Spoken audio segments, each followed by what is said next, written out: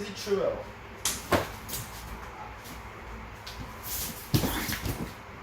On ne se casse pas la tête. Dès qu'il saisit les cheveux, s'il y a juste une saisie de cheveux toute simple, comme ici, on va directement bloquer sa main, frapper au parti. Je rappelle qu'on va toujours au plus simple. Là, ce qui m'occupe, c'est en haut. Je bloque la main pour pas qu'il l'enlève. Hors de question qu'il l'enlève. Ça me permet comme ça de frapper au parti. Et quand je penche vers l'arrière, ça le tire en haut. Une fois que j'ai atténué ici, je vais frapper sur le dos de la main pour ouvrir ses doigts et venir casser vers le bas. Donc je rappelle que si en un coup, vous n'avez pas ouvert, il faut que le coup soit assez fort. Et comme vous le voyez, toujours ici, orienté. Au niveau donc de la frappe, il y a une frappe par le bas, ici. Ça fera beaucoup plus mal qu'une frappe par le haut. C'est possible aussi, mais vous verrez que vous n'aurez pas beaucoup de force. D'accord ? On frappe toujours avec la jambe opposée à la saisie. Et 2, on vient ici frapper en ramenant un soi. Ah, là tu vois.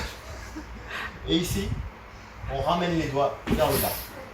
Comme vous le voyez, si je fais une saisie, enfin une frappe par le haut, il n'ouvre pas les doigts. Si je ramène comme ça à moi, avec toute la force que ça génère, il ouvre les doigts. C'est magique et c'est grave.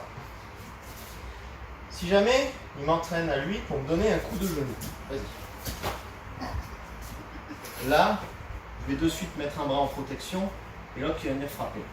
Généralement, le bras en protection devrait se faire ici par rapport au bras qui vient de tenir. Mais bon, il peut très bien choisir de me donner l'autre coup de genou. Donc ce sera à moi de m'adapter à ce moment-là. Un bras ici à l'horizontale et l'autre qui frappe main ouverte au parti. Reviens, reprends-moi. Vas-y, tiens-moi un petit peu. Ok, dès que je vois le genou qui part, hop, protection et la frappe au parti. Il ne faut pas que j'attende. Dès qu'il tire, je ne cherche pas à comprendre. On va ici, je frappe, je frappe. Ça va me permettre de pouvoir le faire lâcher. Bien entendu, une fois que j'ai frappé, je peux revenir sur sa main pour taper et partir sur la clé. Une deuxième possibilité de clé, ça va se faire. Quand je suis là, une fois que je frappe, je peux venir ici sur la clé de côté. Alors la clé de côté, avec la main de saisie, ici, je viens prendre ma main de côté. D'accord ? Main opposée ici, qui prend sur le côté.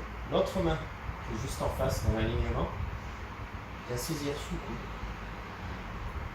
Et je vais envoyer sur le côté, en tournant.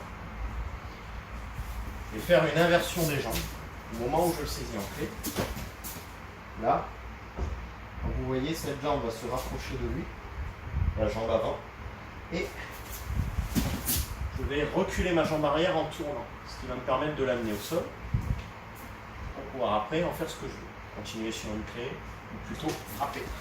Je rappelle que le Krav Maga, le but, c'est pas de le contrôler au sol, de laisser ça pour les flics et tous ceux qui en ont besoin. Moi, mon but à moi, c'est de m'en sortir. Sauf si c'est dans le cadre du travail où je dois le contrôler. Au moment où je suis agressé, je dois m'en sortir.